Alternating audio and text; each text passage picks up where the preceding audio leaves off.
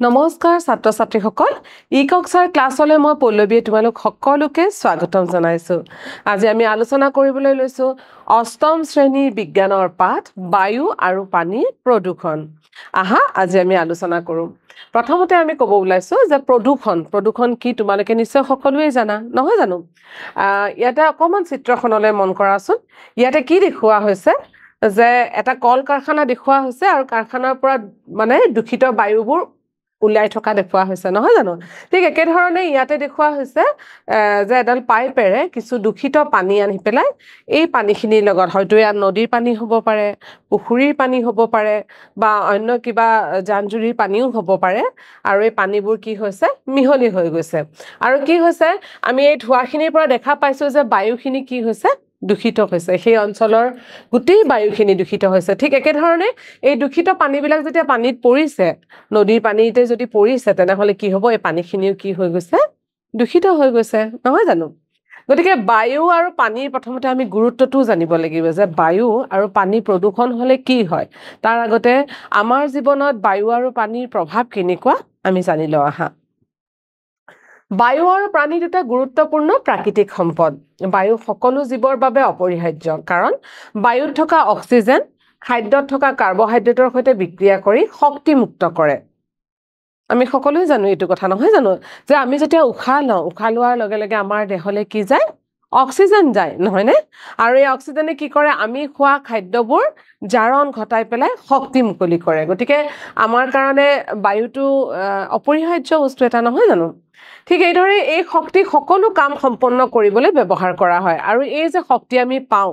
বায়ু অক্সিজেনৰ যিবোৰ জাৰণ ঘটাৰ পিছত আমি যেটো শক্তি মুকলি হয় সেই শক্তিৰে আমি গুটেই কামবোৰ কৰো নহয় নে বাৰু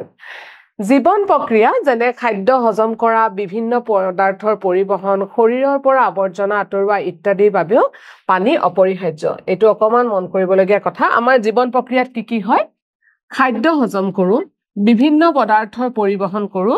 শৰীৰৰ পৰা আৱৰ্জনা আঁতৰোৱা ইত্যাদিৰ বাবেও আমাক কি দৰকাৰ পানীৰ প্ৰয়োজন হয় গছ-গছনিৰ বাবেও পানী অতি প্ৰয়োজনীয় ই কি কৰে বীজৰ অংকুৰণ কৰে পুষ্টিকৰ পদাৰ্থ পৰিবহনতো কি কৰে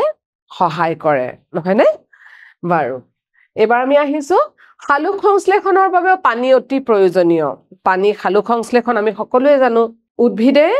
নিজে নিজৰ আহাৰ তৈয়াৰ কৰি যেটো প্ৰক্ৰিয়াৰ দ্বাৰা লয় এই প্ৰক্ৰিয়াটোকে কি বুলি কোৱা হয় খালুক সংশ্লেষণ আৰু ইয়াৰ কাৰণে এটা গুৰুত্বপূৰ্ণ উপাদান হৈছে পানী কিছুমান প্ৰাকৃতিক আৰু মানুহৰ কাৰ্যকলাপৰ বাবে পানী আৰু বায়ু প্ৰদূষিত হৈ আহিছে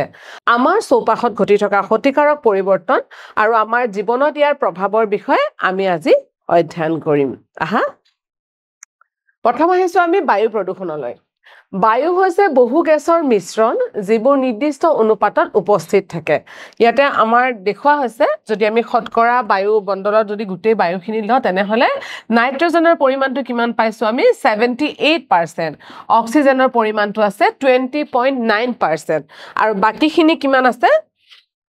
কাৰ্বন ডাই অক্সাইড অন্যান্য গেছ আৰু আৰ্গন গেছ আছে আৰ্গন গেছ আছে 90% কাৰ্বন ডাই অক্সাইড আছে 0.03% আৰু অন্যান্য গেছবোৰ মিলি আছে 0.17% অৰ্থাৎ কি কোৱা হৈছে যে বায়ুত যেটো অনুপাতত যিবোৰ গেছ থাকে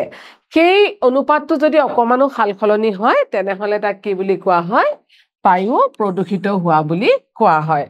যিবিলাক পদাৰ্থই বায়ু দূষিত কৰে সেইবিলাকক বায়ু প্ৰদূষক বুলিও কোৱা হয় কেতিয়াবা এই প্ৰদূষকবোৰ প্ৰাকৃতিক উৎস যেনে কেতিয়াবা এই প্ৰদূষকবোৰ প্ৰাকৃতিক উৎস যেনে আগ্নেয়গিৰিৰ উদগিৰণ বন জুইৰ পৰা ওলোৱা ধোঁৱা আৰু ধূলিৰ দ্বাৰা উৎপত্তি হ'ব পাৰে মানুহৰ কিছুমান ক্ৰিয়াকামেও বায়ুমণ্ডলত প্ৰদূষকৰ পৰিমাণ বৃদ্ধি কৰে বায়ু প্ৰদূষণৰ উৎসসমূহ অকমান মন কৰিবা কল কাৰখানা শক্তি প্ৰকল্প যান-বাহনৰ পৰা ওলোৱা ধোঁৱা ইন্ধন হিচাপে পুৰা খৰি আৰু গোবৰৰ পিঠা ইত্যাদি এইবোৰো কিন্তু কি হয় আমাৰ বায়ু প্ৰদূষণৰ উৎস হয় আগবাঢ়িছো সকলো প্ৰদূষকক দুটা ভাগত ভাগ কৰিব পাৰি এই যে বায়ু প্ৰদূষণ হয় এই প্ৰদূষকবোৰক কি কৰিব পাৰি দুটাকৈ ভাগত ভাগ কৰিব পাৰি এটা হয় গেছীয় বায়ু প্ৰদূষকত কি পৰে গেছৰ ৰূপত উপস্থিত থকা প্ৰদূষক যেনে কাৰ্বন মনোক্সাইড নাইট্ৰজেন আৰু সালফাৰ ডাই অক্সাইড ইত্যাদি আৰু কঠিন বায়ু প্ৰদূষক কঠিন ৰূপত থকা প্ৰদূষকবোৰ কোনবোৰ যেনেকৈ ধোঁৱা ধূলি উলমি থকা কণা ইত্যাদি এইবোৰ হল কি হয় এই ধোঁৱা ধূলি উলমি থকা কণা ইত্যাদিবোৰক কয় কঠিন বায়ু প্ৰদূষক আগবাঢ়িছো বায়ু প্ৰদূষণৰ ক্ষতিকাৰক প্ৰভাৱ এটা যে এই বায়ু প্ৰদূষণ যে হৈছে ইয়াৰ ফলত কি হ'ব পাৰে আমি আলোচনা কৰো আহা বায়ু হৈছে বহু গেছৰ মিশ্ৰণ আৰু যিবোৰ নিৰ্দিষ্ট অনুপাতত উপস্থিত থাকে আমি প্ৰথমে আলোচনা কৰিম কাৰ্বন মনোক্সাইড ই অতি বিষাক্ত গেছ কাৰ্বন মনোক্সাইডটো এটি বিষাক্ত গেছ আৰু ক'ত পায় পেট্ৰল ডিজেলৰ দৰে ইন্ধনসমূহ অসম্পূৰ্ণভাৱে জ্বলোৱাৰ ফলত উৎপন্ন হয় কি গেছ উৎপন্ন হয় কাৰ্বন মনোক্সাইড ই এক বিষাক্ত গেছ কাৰ্বন মনোক্সাইড গেছে হিমোগ্লোবিনৰ সৈতে মিলি অক্সিজেনৰ বহন ক্ষমতা হ্ৰাস কৰে এটো অকমান মন কৰিব লগা কথা যে আমাৰ তেজত থকা হিমোগ্লোবিনে কি কৰে আমাৰ গোটেই দেহালৈ অক্সিজেন বহন ক্ষমতাটো কঢ়িয়াই নিয়ে কিন্তু যেতিয়া হিমোগ্লোবিনৰ লগত কাৰ্বন মনোক্সাইড মিক্স হৈ যায় লগ লাগি যায় তেতিয়া কি হয় আমাৰ দেহাই অক্সিজেন বহন ক্ষমতাটো কমি যায় কাৰ্বন ডাই অক্সাইডে কি কৰে বায়ু প্ৰদূষণৰ অন্যতম প্ৰধান কাৰক কোনটো কাৰ্বন ডাই অক্সাইড অটোমোবাইল বৃদ্ধি কয়লা আৰু অন্যান্য জীৱাশ্ম ইন্ধন জ্বলোৱা বনাঞ্চল ধ্বংস ইত্যাদিৰ ফলত দিনক দিনে কাৰ্বন ডাই অক্সাইডৰ ঘনত্বটো কি হৈ গৈছে বাঢ়ি গৈছে এটা ঘনত্ব বাঢ়িছে মানে আমাৰ পৰিৱেশত কাৰ্বন ডাই অক্সাইডৰ পৰিমাণটো কি হৈছে লাহে লাহে বাঢ়ি গৈছে কাৰ্বন ডাই অক্সাইডৰ ঘনত্ব বৃদ্ধিয়ে সৌৰ বিকিৰণ আবদ্ধ কৰি ৰাখে যিয়ে পাছলৈ বায়ুমণ্ডলৰ উষ্ণতা বৃদ্ধি কৰে আৰু যাক আমি কি বুলি কওঁ গোলকীয় উষ্ণতা যাক আমি গোলকীয় উষ্ণতা বুলি কওঁ অৰ্থাৎ কি ধৰণে বৃদ্ধি হয় চোৱা কাৰ্বন ডাই অক্সাইডৰ ঘনত্ব যেতিয়া বাঢ়ি যায় তেতিয়া সৌৰ বিকিৰণ অৰ্থাৎ সূৰ্যৰ পৰা যেটো পোহৰ আহে আমাৰ ইয়াতে পোহৰ আৰু তাপ আহে আমাৰ পৃথিৱীয়ে যিমানখিনি গ্ৰহণ দৰকাৰ হয় প্ৰয়োজন হয় ইমানখিনি গ্ৰহণ কৰি এটা অংশ উভতাই পঠিয়ায় কিন্তু কাৰ্বন ডাই অক্সাইডে কি কৰে এই সৌৰ বিকিৰণৰ যিখিনি তাপ বা পোহৰ আহে এইখিনি আবদ্ধ কৰি ৰাখে আৰু বায়ুমণ্ডলৰ উষ্ণতাটো বৃদ্ধি কৰে আৰু যাক আমি কি বুলি কওঁ গোলকীয় উষ্ণতা বুলি কোৱা হয় সালফাৰ ডাই অক্সাইড শক্তি প্ৰকল্পত ব্যৱহৃত কয়লা ইন্ধনৰ দহনে সালফাৰ ডাই অক্সাইড গেছ উৎপন্ন কৰে এতিয়া আমি সালফাৰ ডাই অক্সাইড গেছৰ বিষয়ে আলোচনা কৰিছো ইয়ে শ্বাস প্ৰশ্বাসৰ সমস্যা সৃষ্টি কৰাৰ উপৰিও স্থায়ীভাৱে হাওফাৰ ক্ষতি কৰে কি হয় সালফাৰ ডাই অক্সাইডে কি কৰে আমাৰ ই শ্বাস প্ৰশ্বাসৰ সমস্যা আমাৰ সৃষ্টি কৰে আৰু স্থায়ীভাৱে কিন্তু হাওফাৰো ক্ষতি কৰা দেখা যায় আহিছো নাইট্ৰজেনৰ অক্সাইডবোৰ ইন্ধনৰ উপস্থিতিত নাইট্ৰজেন জ্বলোৱাৰ সময়ত অক্সিজেনৰ সৈতে বিক্ৰিয়া কৰি ইহতৰ অক্সাইড উৎপন্ন কৰে আৰু এই অক্সাইডবোৰ অন্য বায়ু প্ৰদূষক আৰু কুঁৱলীৰ লগত মিলি ধোঁৱাৰ সৃষ্টি কৰে এই ধোঁৱাটো আমাৰ কাৰণে কিন্তু বিপদজনক হয় ধোঁৱাৰ ফলত শিশুৰ কি হয় উশাহ নিশাহ লোৱাত অসুবিধা হয় যেনেকৈ হাঁপানি কাহ ইত্যাদি বেমাৰবিলাকো হয় এই ধোঁৱাটো যেতিয়া বেছিকৈ পায় তেতিয়া এনেকুৱা ধৰণৰ সমস্যাবোৰো দেখা দিয়ে আগবাঢ়িছো ক্লোৰ'ফ্লুৰ'কাৰ্বন এতিয়া আমি ক্লোৰ'ফ্লুৰ'কাৰ্বন নামৰ এবিধ গেছৰ বিষয়ে আলোচনা কৰিম আন এটা ধৰণৰ প্ৰদূষক যিয়ে সুগন্ধি স্প্ৰে পুৰণি মডেলৰ ফ্ৰিজ আৰু এয়াৰ কণ্ডিশ্যনাৰৰ শীতল হিচাপে ব্যৱহাৰ কৰা হয়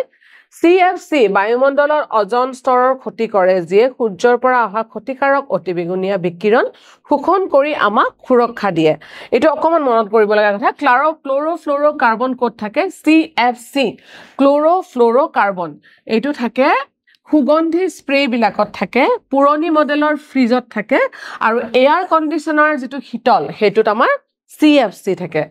এইটো একো কি কৰে CFC বায়ুমণ্ডলত যেটো অজন স্তৰ থাকে তাৰ বিস্তৰ ক্ষতি কৰে অজন স্তৰটো কি কৰে আমাৰ পৃথিৱীৰ ওপৰত অজন স্তৰৰ এটা লেয়াৰ থাকে আৰু এই অজন স্তৰটোৱে পৃথিৱীত সূৰ্যৰ পৰা অহা অতি বেগুনীয়া ৰশ্মিক আমাৰ পৃথিৱীলৈ আহিব নিদিয়ে কিন্তু যেতিয়া CFC ৰ প্ৰভাৱত কি হৈছে এই অজন স্তৰটো দিনে দিনে পাতল হৈ গৈছে এই লেয়াৰটো পাতল হৈ গৈছে আৰু যদি এনেকুৱা হয় সূৰ্যৰ অতি বেগুনীয়া ৰশ্মিটো সহজে আমাৰ পৃথিৱীলৈ আহিব আৰু আমাক বিভিন্ন ধৰণে ক্ষতিও কৰিব